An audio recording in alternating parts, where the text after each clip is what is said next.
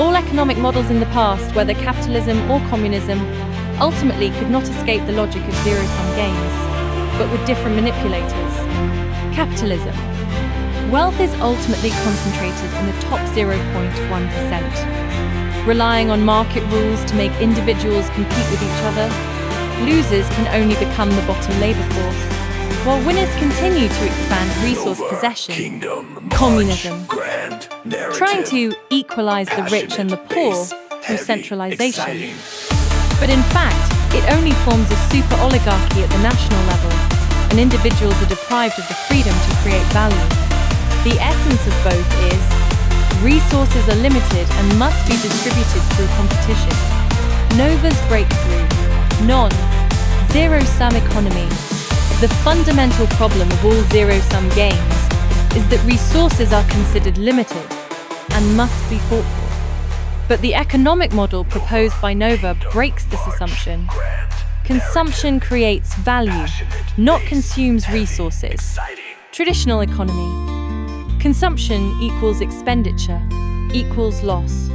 Nova economy.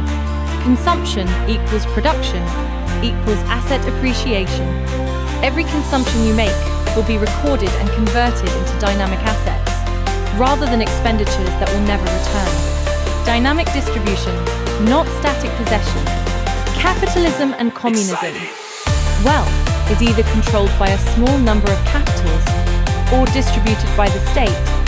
Nova economy.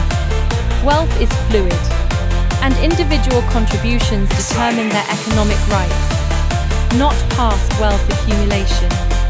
Social and economic relations are decentralized, not centralized. Capitalism and communism eventually form extreme power centers. Nova makes the economic system rely on smart contracts, algorithms, and dynamic consensus, rather than being determined by governments, banks, or capital groups. The future should not be zero-sum, but infinite growth. The past economic model was based on a wrong assumption. Resources are limited, and wealth can only be obtained through competition. The Nova economy believes that value can be created as long as the correct distribution mechanism is established.